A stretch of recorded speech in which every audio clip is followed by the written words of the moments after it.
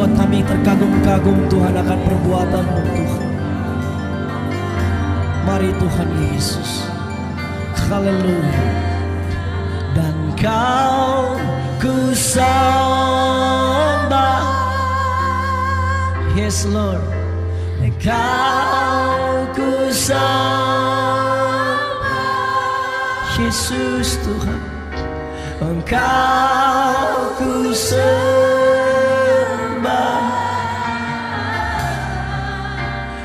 oh Tuhan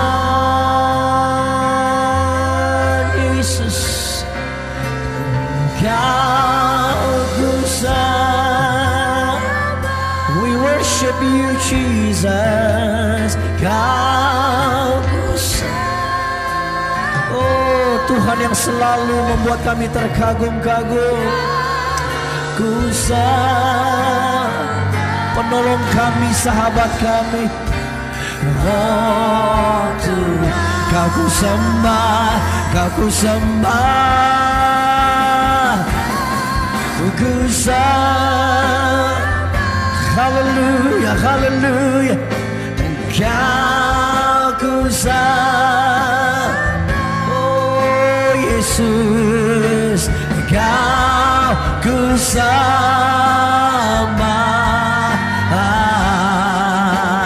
oh Tuhan. Mari angkat tanganmu, angkat suaramu, katakan Kau ku sembah.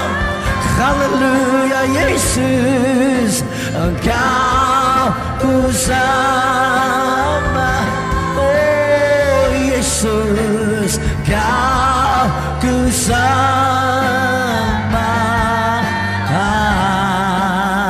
oh Tuhan. Haleluya ya, yes Lord. Haleluya, haleluya, haleluya, haleluya, haleluya, haleluya, haleluya, Yesus Tuhan. Haleluya, haleluya. Katakan haleluya.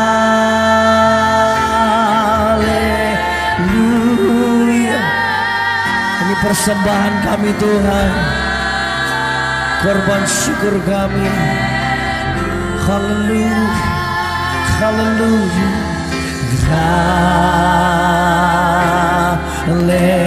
haleluya, Yesus. Haleluya,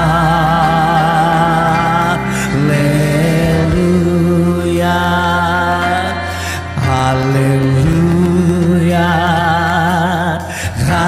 haleluya, oh haleluya, haleluya, oh haleluya, haleluya, haleluya, haleluya. Yes Lord, hallelujah, oh,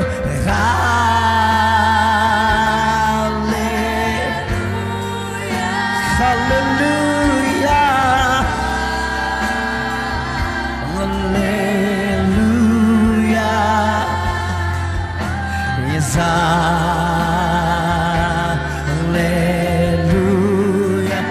hallelujah, hallelujah.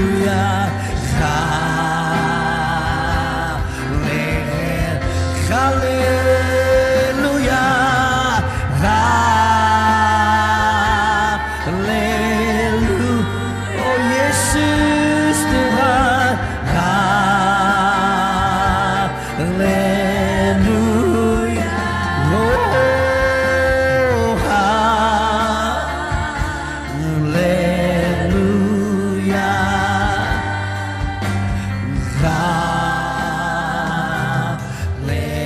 haleluya. Katakan haleluya. Mari penuhi tahtanya dengan haleluya. Haleluya. We welcome you Jesus. Haleluya. Yes, Lord.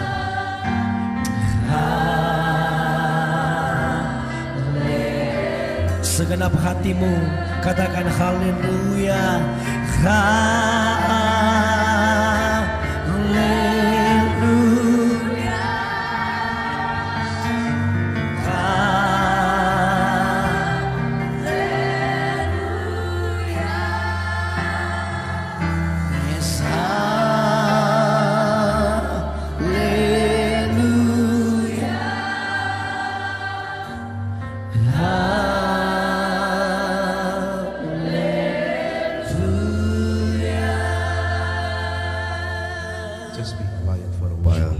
Teduhkan hatimu sebentar. Teduhkan hatimu. Be still and know that I am God. Diam dan ketahuilah akulah Tuhan, kata Tuhan. Kadang hidup terlalu gaduh, sehingga kita butuh keteduhan yang dari Tuhan. Tuhan, Kau yang kami perlukan. It's you we want, it's you we need. Kau yang kami perlukan Tuhan. Buat setiap jiwa yang bergelora pada pagi hari ini, Tuhan jadikan tenang. Buat setiap air mata yang bahkan sudah kering, Tuhan sembuhkan setiap hati yang terluka. Setiap pengharapan yang hancur, Tuhan kembalikan. Dan buat setiap orang-orang muda yang bertanya-tanya, is God real? Apakah Tuhan ada dan nyata? Just prove yourself to them, Lord. Buktikan dirimu kepada mereka. Sebab Kaulah kekuatan kami, Kaulah gunung batu pengharapan kami. Kepadamu jiwa kami berseru sepanjang malam dan sepanjang pagi. Saat manusia tidak bisa menolong, Tuhan, Engkau tempat perteduhan kami yang pasti. Sebab itu hati kami terangkat, Roh Kudus hadir di tengah-tengah kami. Dan jamah, lawat, bebat, dan rawat setiap anak-anak-Mu Tuhan. Biar setiap kami sembuh, biar setiap kami pulih, biar setiap kami berglori. Dalam nama Yesus. Yang percaya katakan amin. Tepuk tangan yang meriah buat Tuhan. Silakan duduk saudara-saudara. Bolehkah mic-nya ditambah volumenya karena terlalu pelan, sama tambah reverb sedikit. Ya. Mari kita buka sama-sama Yohanes pasal yang kedua. Yohanes pasal yang kedua mulai ayat pertama sampai 10 saja. Yohanes pasal kedua, Injil Yohanes pasal kedua ayat pertama sampai 10. Life is hard, but God is good. Hidup itu susah, tapi Tuhan itu baik. Dan dalam hidup yang susah, kebaikan Tuhan senantiasa menopang, menyertai, menguatkan, dan melindungi kita. Tuhan tidak akan pernah janji bahwa hari selalu terik panas. Dan Tuhan juga tidak pernah janji bahwa hari akan selalu hujan. Tapi yang Tuhan Yesus janji bahwa Aku akan menyertai kamu sampai kesudahan zaman. Penyertaan Tuhan membuat kita sanggup untuk bangun tidur. Penyertaan Tuhan membuat kita sanggup menatap seminggu ke depan.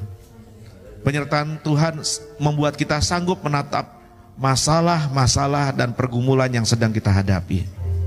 Sebab masalah dan pergumulan tidak akan selesai kalau kita lari, tetapi akan selesai kalau kita hadapi bersama Tuhan. Nah saudara-saudara, ayat yang akan saudara-saudara baca bukan ayat yang asing. Semua sudah pernah baca ini. Dan buat yang suka catat khotbah boleh catat. Judul khotbah hari ini adalah air, anggur, dan wine.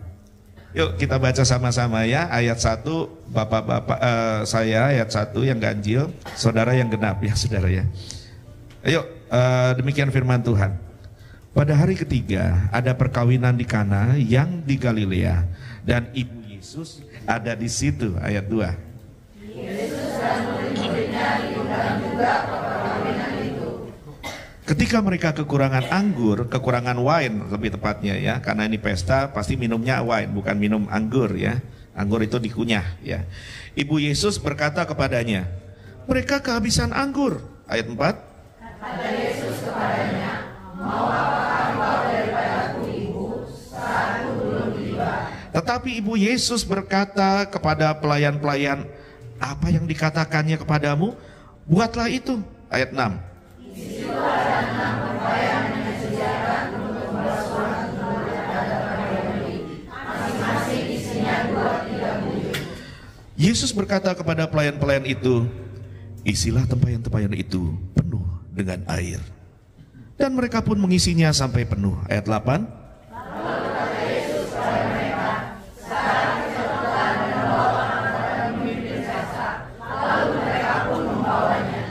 Setelah pemimpin pesta itu mengecap air yang telah menjadi anggur itu, dan ia tidak tahu dari mana datangnya, tetapi pelayan-pelayan yang mencedok air itu mengetahuinya, ia memanggil mempelai laki-laki. Dan berkata kepadanya, setiap orang menyediakan anggur yang baik dahulu, dan sesudah orang puas minum, barulah yang kurang baik, tetapi engkau mau minum anggur yang baik sampai sekarang. Para tamu dan MC pernikahan tidak tahu dari mana asal wine yang sangat enak itu. Tetapi para pelayan-pelayan tahu. Ternyata asalnya dari air cuci kaki. Betul, nanti saya jelaskan saudara-saudara.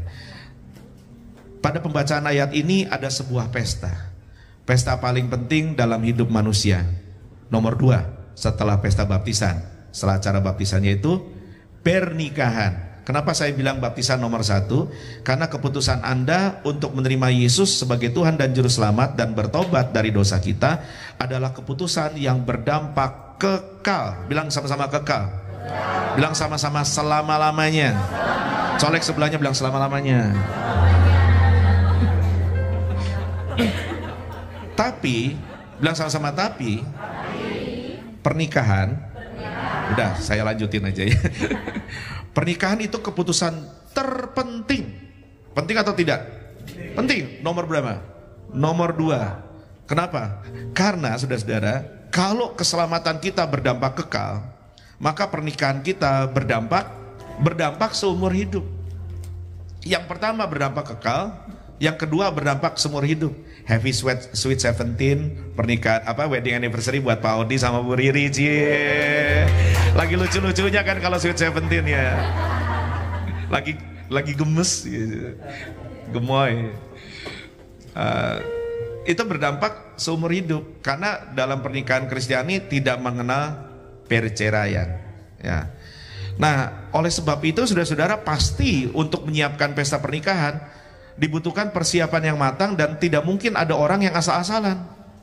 Saya pernah menikah dan masih menikah dengan orang yang sama, tetapi waktu itu kami bukan orang yang berada lah. Kami juga baru memulai karir, saya masih muda sekali waktu itu, masih unyu-unyu, rambut masih banyak ya saudara ya. Tapi waktu kami mau menikah dulu, niat kami adalah yang penting ada restu, pertama dari Tuhan, yang kedua dari orang tua pasti kan. Orang tua dua belah pihak. Nah saudara-saudara, lantas akhirnya tibalah hari yang dinanti-nantikan. Itu hari bersejarah buat kami. Karena nggak mungkin ada pengulangannya, nggak mungkin refund juga kan. Jadi harus benar nih, tapi uang kami nggak seberapa. Kami waktu itu bergereja di sebuah gereja yang besar, jadi punya aula sendiri, jadi kami mau pakai di situ. Tapi puji Tuhan saudara, karena menurut orang tua saya, menurut papa saya nih, kan papa saya ganteng nih. Menurut papa dan mama saya, oh nggak bisa. Kamu mau nikah kecil-kecilan nggak bisa. Kamu kan anak pertama, laki-laki lagi. Ini kan the pride of his loin gitu saudara kan. Harus besar tamu-tamu bapak penting-penting. Ya tamu saya nggak penting-penting gitu kan. Cuma anak nongkrong doang kan. Harus, tapi kan kakak nggak punya duit gitu. Udah pokoknya ini urusan orang tua. Kamu tenang aja.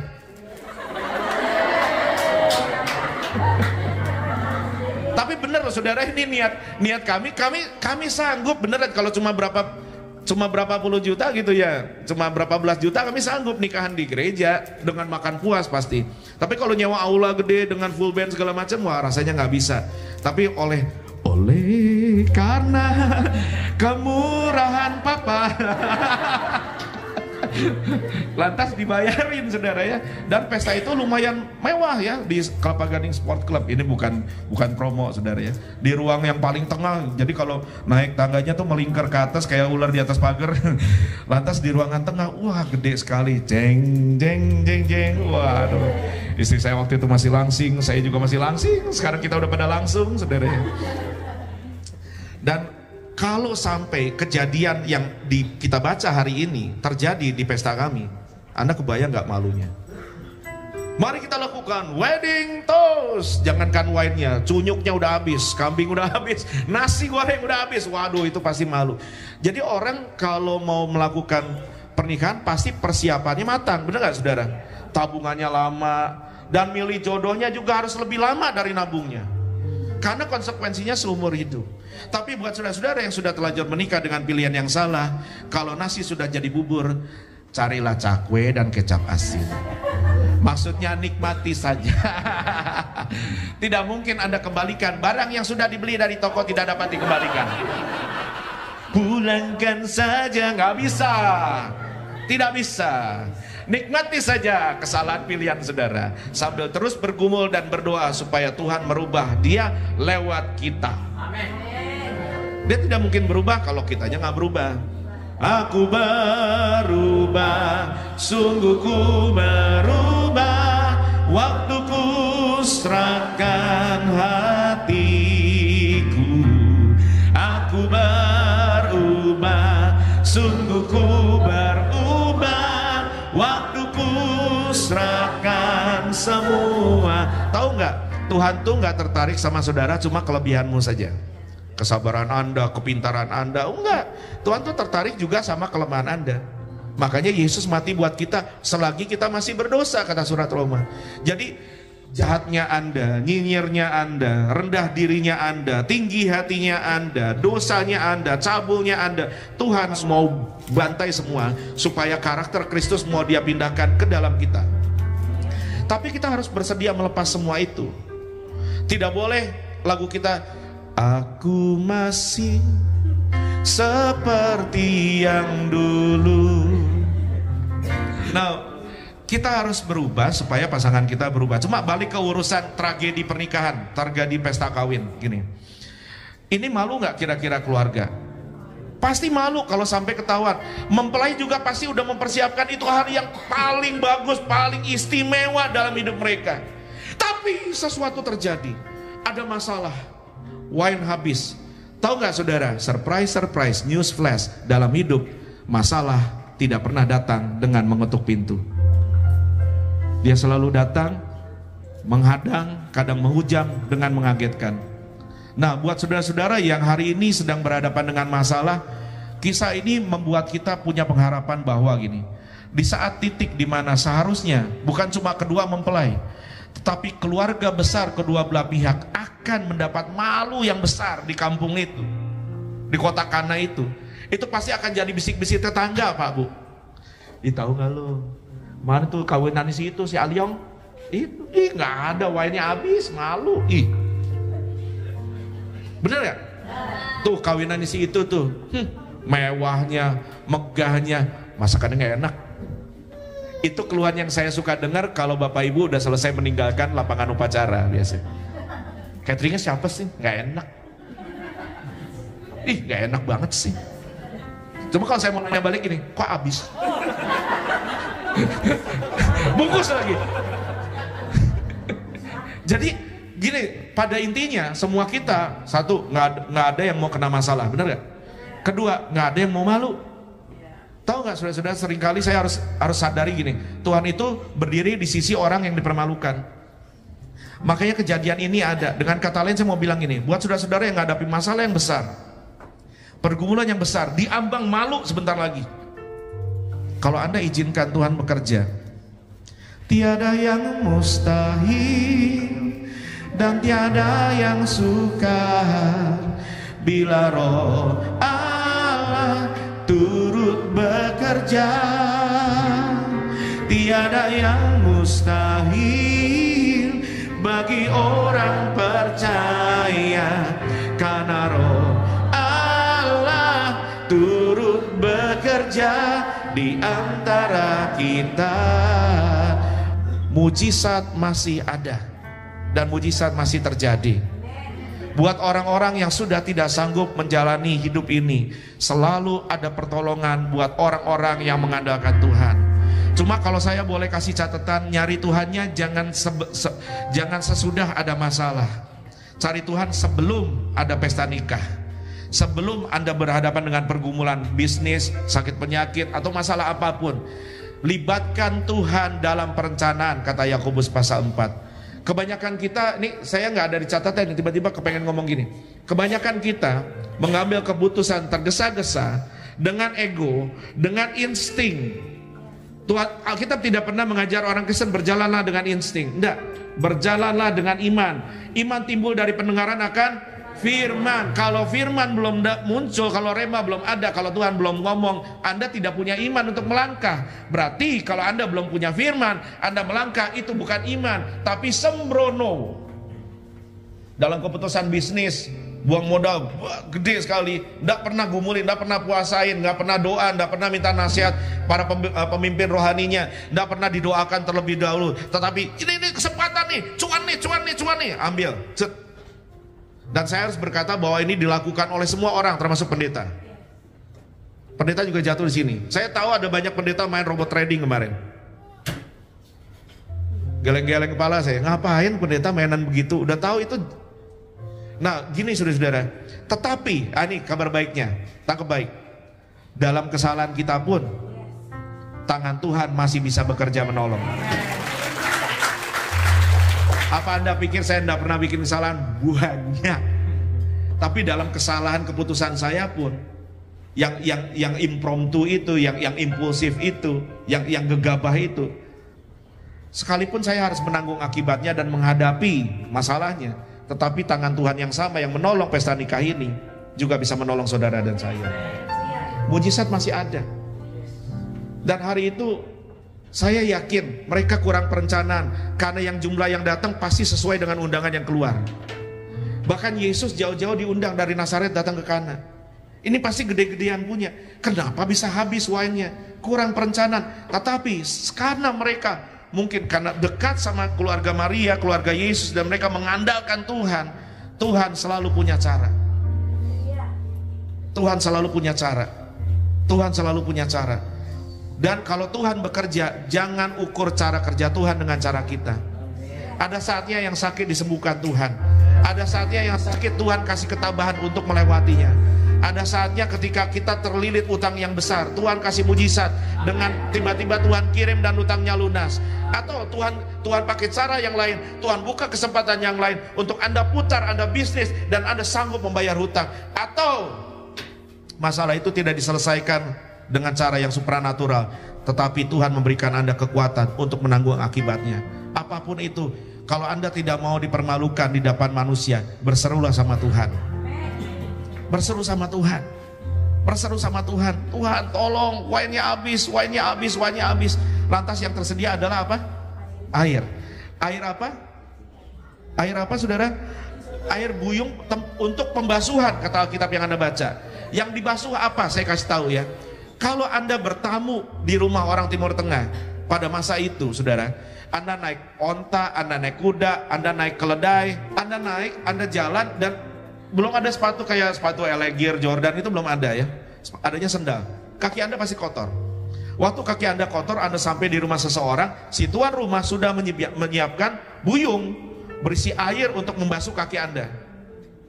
Jadi ketika wine sudah habis, mungkin air matang juga sudah habis, maka yang dilihat Yesus ada air cuci kaki.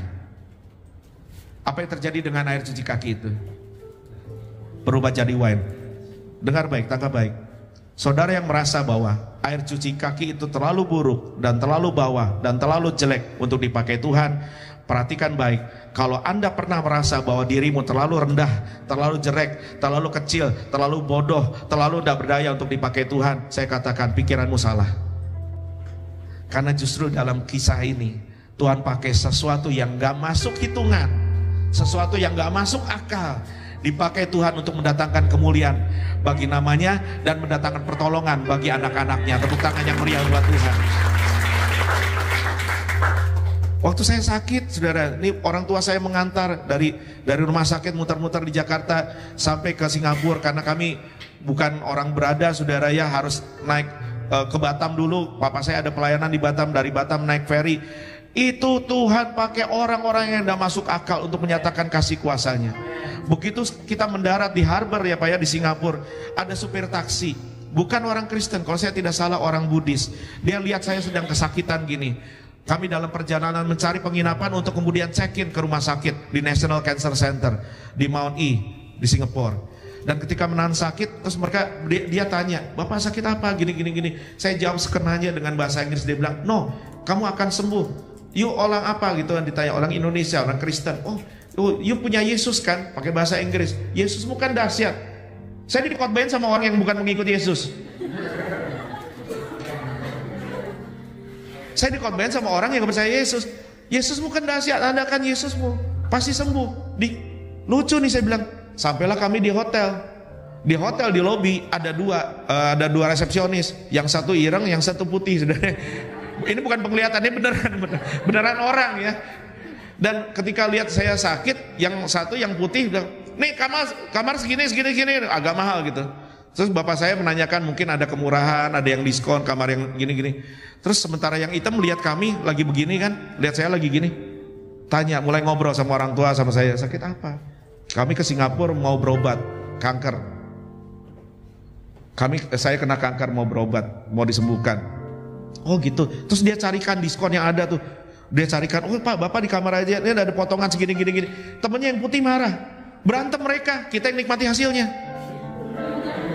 Dia nggak percaya, saudara. Saya bertahan dulu semalam karena memang belum ada kamar, belum ada janji. Kita nggak tahu apa-apa dengan Singapura waktu itu. Lantas paginya kami mau ke Mount Elizabeth, ke rumah sakit. Naik taksi. Ini kayaknya saya belum pernah saksikan yang gini-gini kan ya? Ya kan? Belum pernah dengar kan? Naik taksi. Nah lucunya naik taksi itu dari hotel ke rumah sakit. Yang bawa driver agak tua ya, Chinese gitu.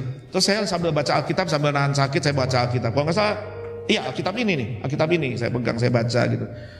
Terus dia tanya, "Are you Christian?" Dia bilang, "Kamu orang Kristen?" "Iya, because I saw you reading your Bible." Saya lihat kamu baca Alkitab. Terus dia tanya lagi, "Ini mau ke rumah sakit apa?" Kanker paru. Terus dia perkenalkan namanya gini, "Nama saya ini. Saya adalah pengusaha. Saya punya perusahaan di Singapura, di Kalimantan, di Malaysia, di Indonesia. Saya punya beberapa perusahaan. Dan tujuan saya mengendarai taksi adalah bukan cari uang. Saya cari jiwa," katanya. "Saya cari jiwa, terutama orang-orang dari negara Anda kalau datang. Dan tugas saya adalah menceritakan Yesus dan kasih-Nya dan berdoa buat orang yang membutuhkan." Ketika dia minggir itu Pak ya, terus dia permisi doa. Dia doa, dan di Singapura kan kalau namanya udah berhenti turun, buka pintu, keluar, tutup jalan, bener gak? Kita berhenti dulu. Saya pikir beneran nih mau didoain. "Iya, saya doa ya," pakai bahasa Inggris dia ngomong. Dia doa, udah gitu nggak langsung doa, pakai bahasa Arab dulu. Wah, tiba-tiba datang security, pukul taksi, move. Datang polisi, move, gerak. What's wrong, Pin? Ya, dan dia doa terus, dia nggak peduli sama polisi, dia nggak peduli, dia doa terus. Dan selesai berdoa, dia kasih kartu nama, "Pak, kamu akan sembuh." Setelah check out dari rumah sakit, telepon saya. Tahu apa yang terjadi? Saya sembuh. Karena saya tidak mungkin sanggup membayangkan, saudara, kalau saya mati hari itu saya tahu saya masuk surga. Saya bilang sama Tuhan, "Bagaimana Tuhan dengan istri saya? Bagaimana dengan anak saya?" Waktu anak saya sudah mau lulus SMA sebentar lagi. Tapi dia waktu itu masih kecil. "Bagaimana dengan mereka Tuhan? Mereka masih butuh saya. Mereka masih butuh saya sebagai satu-satunya support finance dalam hidup mereka gitu. Gimana Tuhan? Ya istri saya cantik, gimana Tuhan?" Bukan saya takut dia nikah lagi, saudara. Ya, anak saya juga masih kecil, saya bayangin masa depannya. Orang tua juga sudah berkumpul di Singapura, kita semua nangis. Dan singkat kata, Tuhan intervensi situasi kami, sehingga kami tidak berjumpa dengan hal yang memalukan. Walaupun kematian saya tidak akan memalukan sih, tetapi saya kebayang kalau sampai anak istri saya hidup seorang diri, sebatang kara, terseok-seok, pasti akan sangat memalukan. Tuhan berdiri di sisi orang yang dipermalukan. Pada pesta itu Tuhan mencegah mempelai dan keluarga besar malu. Kalau Anda merasa Anda takut hari ini dipermalukan dengan situasi apapun yang Anda hadapi, berseru sama Tuhan. Dan jangan pernah remehkan cara Tuhan menolong Anda. Jangan pernah remeh kalau Tuhan kirim seseorang yang kelihatannya tidak mampu atau tidak terhitung oleh Anda, tidak masuk ke hitungan, tetapi dipakai Tuhan untuk menolong Anda. Jangan pernah mengecilkan Tuhan. Mujizat masih terjadi. Angkat pengharapanmu, nyanyi sama Tuhan, katakan, ku tak akan menyerah pada apapun juga, sebelum ku coba semua yang ku bisa, tetapi ku berserah kepada kehendak-Mu. Hatiku percaya Tuhan punya rencana. Tuhan punya rencana, katakan, hatiku percaya,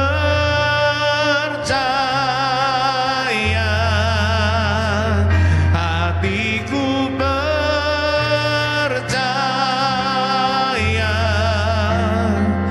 hatiku percaya, selalu ku percaya. Kita kasih tepuk tangan buat Tuhan Yesus. Terima kasih Tuhan. Percayalah kepada Tuhan. Tidak akan dipermalukan orang-orang yang berharap kepadanya. Alkitab berkata, marilah datang kepadaku semua engkau yang letih lesu dan berbeban berat, aku akan berikan kelegaan kepadamu. Ah, Bapak kan pendeta, Bapak mesti ngomong begitu. Enggak, saya bukan ngomong dari apa yang saya baca. Saya ngomong dari apa yang saya baca dan saya alami bersama Tuhan. Tetapi kalau ada pelajaran yang harus Anda ambil itu. Jangan pernah bikin perencanaan kecil dan besar tanpa melibatkan Tuhan. Tetapi dalam kesalahan pengambilan perencanaan pun sekalipun, saudara, kalau Anda berseru seperti Raja Yosafat berseru, Anda udah stuck. Raja Yosafat, Raja Yehuda dikepung dengan 3 bangsa, dan dia sujud di hadapan Tuhan, dia lempar mahkotanya di kaki Tuhan, dia buka surat ancaman dari musuh, mungkin surat ancaman dari debt collector, I don't know, dari bank atau dari mana, buka di hadapan Tuhan dan dia berkata, Tuhan, kami tidak tahu apa yang harus kami perbuat, tetapi mataku tertuju kepadamu. Seringkali dalam hidup ini ada banyak hal yang kita stuck. Sekalipun Anda punya titel tinggi, ilmumu udah gak nyampe, keadaannya terlalu sukar. Apa yang harus saya buat dengan pernikahan ini Tuhan? Apa yang saya harus buat dengan anak ini Tuhan? Apa yang saya harus buat dengan ekonomi saya, dengan kesehatan saya? Tetapi tetap tertuju sama Tuhan, sekalipun kita gak ngerti. Sebab sekalipun kita gak ngerti, yang saya tahu dalam kebodohan kita pun, Allah mengerti, Allah peduli segala persoalan yang kita hadapi. Takkan pernah dibiarkannya ku bergumul sendiri, sebab Allah mengerti. Sekali lagi sama-sama katakan, Allah mengerti, Allah mengerti, Allah peduli segala persoalan yang kita hadapi. Pegang dadamu, katakan, takkan pernah dibiarkannya ku bergumul sendiri, sebab Allah peduli, sebab Allah peduli. Yang sadar dirinya dipedulikan Tuhan, tepuk tangan buat Tuhan Yesus. Saya tidak bisa janjikan bahwa saya sanggup menolong saudara, karena saya pun harus terus berharap sama Tuhan beserta keluarga. Tetapi yang saya tahu, buat Ibu Ola, buat Iki, buat Ibu Henjen, buat Tasya, buat Pak Robin dan keluarga, buat Alex dan keluarga, masih ada Tuhan. Masih ada Tuhan. Buat Pak Odi dan Bu Riri, masih ada Tuhan. Bu Jenny, Tuhan dengar air matamu.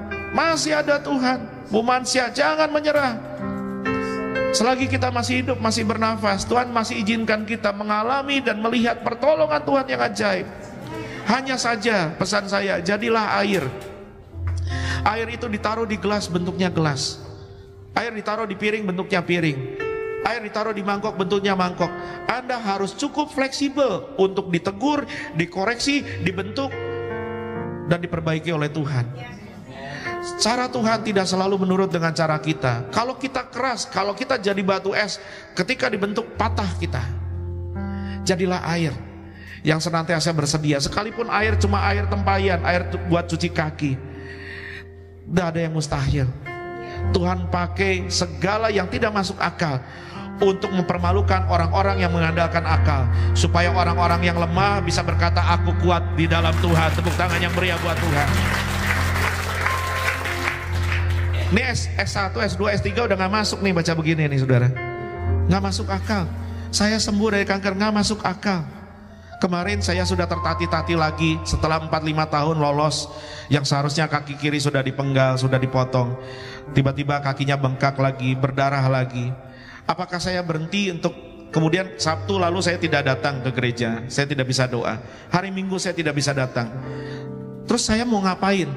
Saya diamkan, lantas nangis. Oh, malangnya hidup ini. Oh, aku paling menderita sejagat raya Arab dan Timur Tengah. Saya mau mengasihani diri, nggak berubah situasiku. Yang saya bisa lakukan adalah ketika Selasa, Senin saya harus pimpin kantor secara WFH, saya buka laptop, saya pimpin rapat. Hari Selasa saya bekerja sekalipun tertati. Begitu sampai di kantor, lantas staf saya, Pak, sudah bantuin saya naik, diangkat tas saya. Bapak terlalu maksain diri. Saya bilang ini, kamu tahu iman? Iya. Iya. Kamu tahu iman? Iya. Iman itu apa? Iman itu bukan cuma dinyanyikan. Iman itu bukan cuma diperkatakan. Iman itu bukan cuma dibicarakan. Iman itu nggak cukup cuma dikhotbahkan. Iman itu adalah tindakan. Faith is action. Move it. Move by faith. Jalan dengan iman.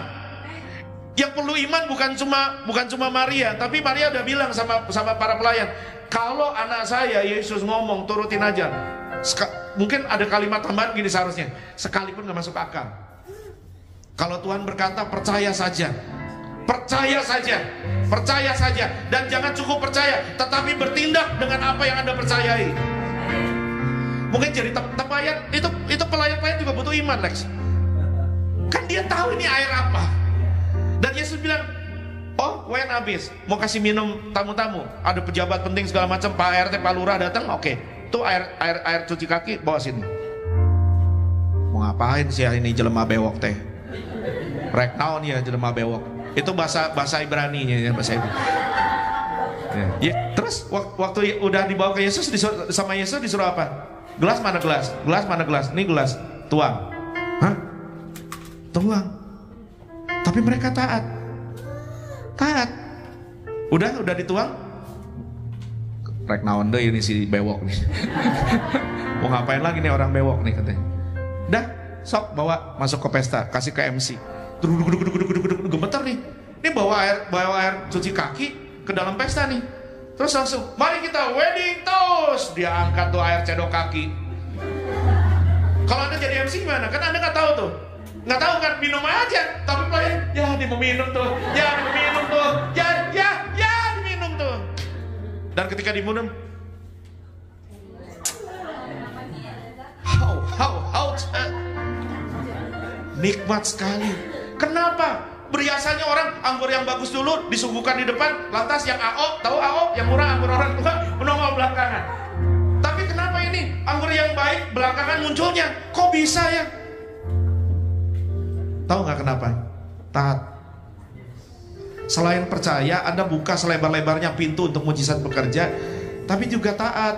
Kalau Tuhan suruh bayar utang, Tuhan suruh hadapi, Tuhan suruh ampuni, Tuhan terluka dia, jahat ya, ampuni, gak mau Tuhan, gak sembuh Anda. Saudara-saudara, Tuhan masih bisa membuka jalan, amin.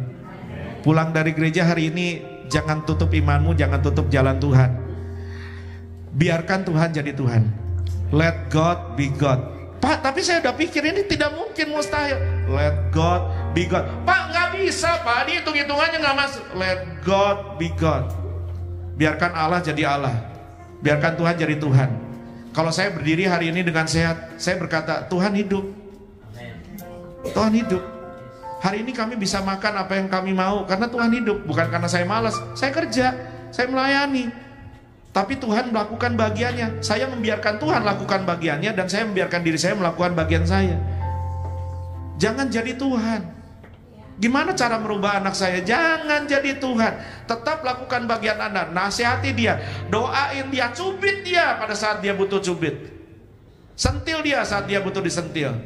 Tapi lebih dari itu, tetap doakan dia, Tuhan ubah anak saya, supaya bagi dia Tuhan menjadi nyata.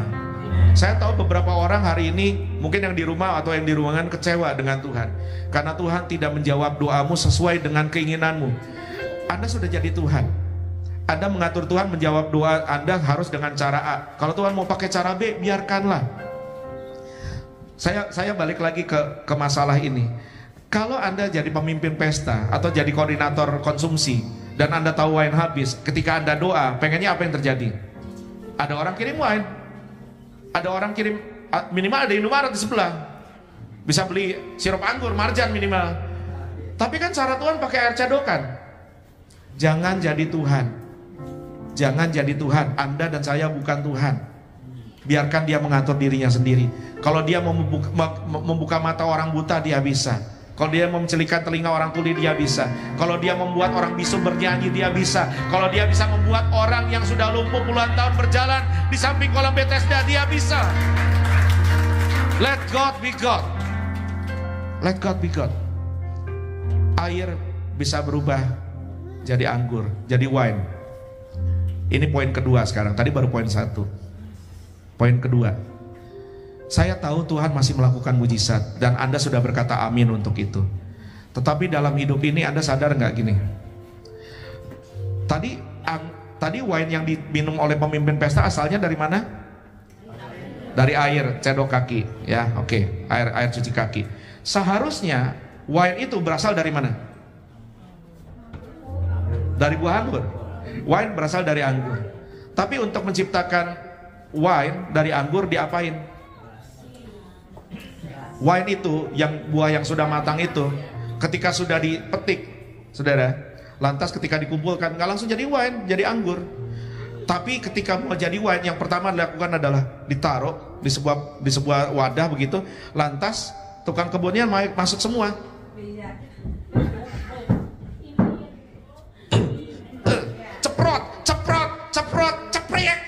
Cepret, sampai dibejek sampai hancur, sampai keluar sari-sarinya, sampai hancur, sampai dibejek.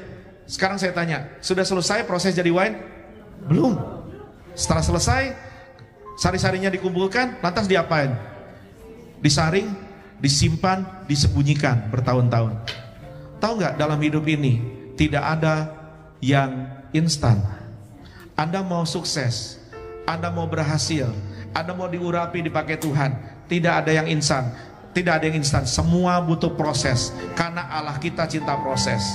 Tidak ada orang yang tiba-tiba hebat, tidak ada orang yang tiba-tiba berhasil. Bahkan Apple Computer harus dimulai dari garasi. Every great thing starts small. Dan itu yang disebut sebagai proses. Kalau Anda tidak mau diproses hari ini, Anda tidak akan pernah jadi. Sebab itu apapun proses yang Tuhan sedang izinkan terjadi dalam hidupmu, jangan lari dari proses. Dan jangan protes kalau sedang diproses. Hadapi, ambil hikmahnya, tangkap pelajarannya, koreksi apa, pelajaran apa, kekuatan apa yang Tuhan sedang impartasi lewat proses yang Anda hadapi. Anda mungkin berhadapan dengan tantangan, dengan masalah, dengan pergumulan. Tuhan akan proses Anda sampai jadi. Musa butuh 40 tahun sebelum dia dipakai Tuhan untuk menjadi pembebas bagi 2 juta laki-laki plus perempuan plus anak-anak lepas dari Mesir menuju Kanaan. Yusuf setelah dapat pesan Tuhan yang dahsyat lewat mimpi, dibutuhkan 13 tahun, dihianati keluarga, dihianati kakak-kakaknya, dibuang, dijual jadi budak sampai dia berdiri di sebelah tata Firaun, butuh 13 tahun. Yesus berinkarnasi jadi manusia. Ketika dia memulai, dia lahir dari kandang di kandang dari rahim Maria, dibutuhkan 30 tahun. Jangan bilang sama saya bahwa ini masa percepatan, sebab dalam masa percepatan sekalipun Tuhan pasti proses kita. Allah kita Allah yang cinta proses. Tidak mungkin Anda tiba-tiba hebat, tiba-tiba pintar, tiba-tiba sehat. Ini saya ngomong saya ya. Ya, tumpang tangan mujizat, sudah. Bagian Tuhan sudah belum? Sudah. Tuhan udah sembuhkan saya nggak jadi mati kan? Terus bagian saya apa? Jaga kesehatan. Ada bagian kita. Tapi jangan protes kalau lagi diproses. Banyak orang kepengennya naik cepat kaya, makanya banyak yang main bisnisnya tidak benar. Main bisnis yang saya mau sebut nggak enak, jangan disebut deh. Tapi gini saudara, ketika Anda masuk dunia bisnis dan Anda dengar ada sesuatu pilihan bahwa Anda kalau tanam modal di sini bisa cepat kaya, dusta, pasti bohong. Karena kita mengajar kita isi come isi go. Apa yang datangnya cepat tanpa proses pasti hilangnya cepat. Tapi orang yang mendapatkan segala sesuatu dengan proses pasti dijaga dengan kuat-kuat. Dia tidak akan gampang jatuh. Apa yang naiknya cepat, turunnya pasti cepat. Tidak ada artis yang dengan instan naik lewat talent show terus bertahan dalam dunia perbintangan atau entertainment. Jarang sekali. Ngerti maksud saya? Kalau Anda mau, saya kepengen dipakai Tuhan, diurapi Tuhan, saya mau memenangkan bangsa-bangsa, berdiri di hadapan ribuan orang, nggak bisa kalau Anda tidak diproses. Kalau ditegur baper, kalau dibentuk keras, nggak bakal jadi, saudara.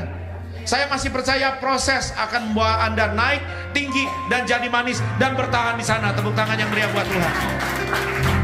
Jangan jadi kaya buru-buru. Nikmati pengumpulan harta Anda dengan cara yang jujur dan penuh keringat. Orang yang berikingat akan menikmati hasilnya. Tapi orang yang suka makan hak orang, lihat apa yang terjadi di borgol. Nikmat? Enggak. Sekarang dipermalukan. Dapatnya cepat, hilangnya cepat, malunya ke ubun-ubun. Saudara-saudara, jangan lari dari proses, cintai proses, hadapi hidup, jangan gembeng, jangan cengeng. Tidak ada orang yang bisa cengeng menang dalam kehidupan.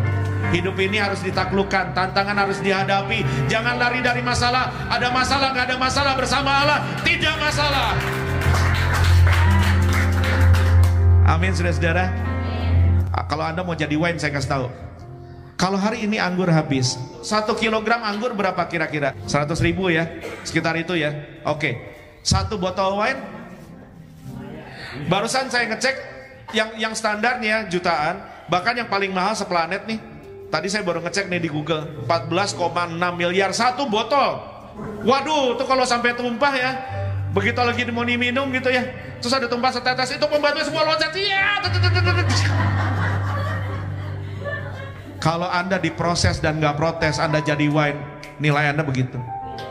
Jangan jadi orang Kristen murahan, jangan jadi pribadi murahan, jangan jadi orang cengeng, jadi orang berkelas, jadi wine yang berkelas. Diproses Tuhan, jadi manis, jadi indah, jadi mantap, jadi menang. Pertolonganmu begitu ajaib, Kau telah memikat hatiku di saat aku tak sanggup lagi. Di situ tanganmu bekerja. Pertolonganmu begitu ajaib, Kau telah memikat hatiku. Kini mataku tertuju padamu. Ku rasakan kasih-Mu, Tuhan. Mari tanggalkan kesal kita, marah kita, sedih kita. Katakan sama-sama. Hatiku tenang berada dekat-Mu. Kaulah jawaban hidupku. Hatiku tenang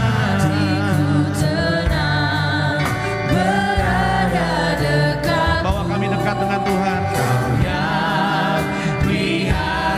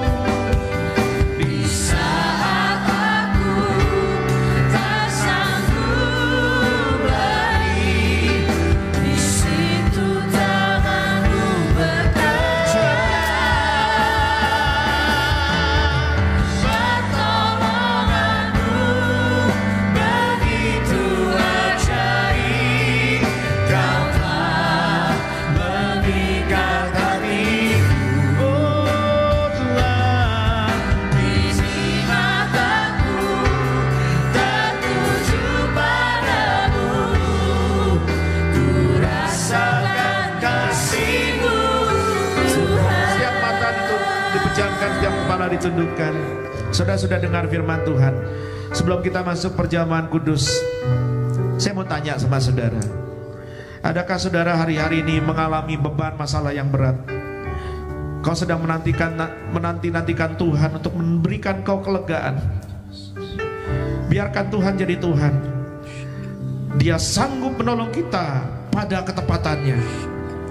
Sekalipun kita pikir Tuhan berlambat-lambat, tetapi ketahuilah pertolongan Tuhan tidak pernah terlambat. Dia selalu tepat waktu. Ada kalanya Tuhan merubah situasi yang kau hadapi sehingga kau dapat berjalan melaluinya. Ada kalanya Tuhan tidak merubah situasi, tetapi memberimu kekuatan supaya kau bertahan dan sanggup melewatinya. Apapun itu, jangan putus harapmu dan jangan padam hatimu. Tetap berharap sama Tuhan. Nantikanlah Dia, berseru sama Dia, nangis sama Dia. Apakah masalah yang kau hadapi hari ini adalah akibat dari kesalahan-kesalahan atau kesalahputusan yang pernah kau lakukan kemarin-kemarin?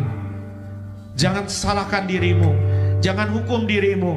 Belajar dari kesalahan kita. Sebab manusia hidup untuk belajar, bukan untuk meratapi kesalahan. Kesalahan diratapi tidak bisa berubah. Ambil hikmahnya dan jadilah lebih bijaksana. Besok-besok hari lebih cerah, asal kita ambil pelajaran di hari ini. Jangan salahkan pasangan, jangan salahkan situasi, dan berhentilah menyalahkan diri sendiri. Tetapi mulai bangkit dan katakan, masih ada Tuhan. Tuhan mengampuni saya, dan Tuhan akan menolong saya. Tuhan akan membereskan semua bersama-sama dengan saya. Jadilah kuat saudara-saudara. Buka hatimu, buka tanganmu. Aku doa Bapa dalam nama Yesus, kuatkan yang lemah, yang hari ini sedang berhadapan dengan tembok masalah yang besar. Sama seperti engkau mendobrak Jericho, bukan dengan kekuatan tetapi dengan puji-pujian. Hari ini kami memutuskan untuk kami terus memuji Tuhan, untuk kami terus memuji Tuhan, untuk kami terus memuji Tuhan, untuk kami terus menyembah Tuhan, untuk kami terus berharap sama Tuhan. Dan kami akan biarkan Allah bekerja dengan caramu. Kalau kau mau dobrak, kau dobrak. Kalau kau mau patahkan, kau patahkan. Kalau kau mau bakar, kau bakar. Kalau kau nggak buka, tetapi kau beri aku kekuatan untuk mendobrak, aku dobrak. Asal Tuhan besertaku. Yang penting aku berkata, aku tidak mau menyerah. Aku dan seisi rumahku, suami dan istri dan anak-anak, kami akan terus mengandalkan Tuhan. Kami akan terus berdoa buat istri-istri kami. Kami akan terus berdoa buat suami-suami kami yang belum bertobat. Kami akan terus berdoa buat anak-anak kami yang keras kepala dan sukar. Sebab Tuhan pasti menjawab doa. Buka tanganmu, kita sembah Tuhan. Iya,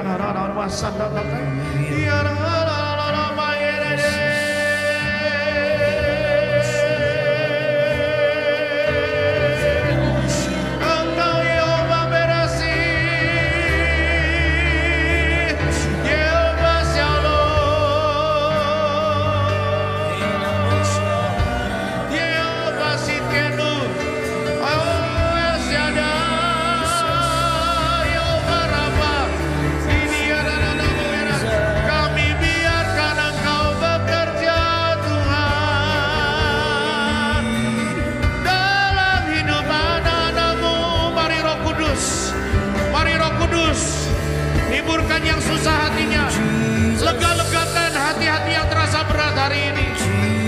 Legakan setiap hati yang benar, legakan dalam nama Yesus.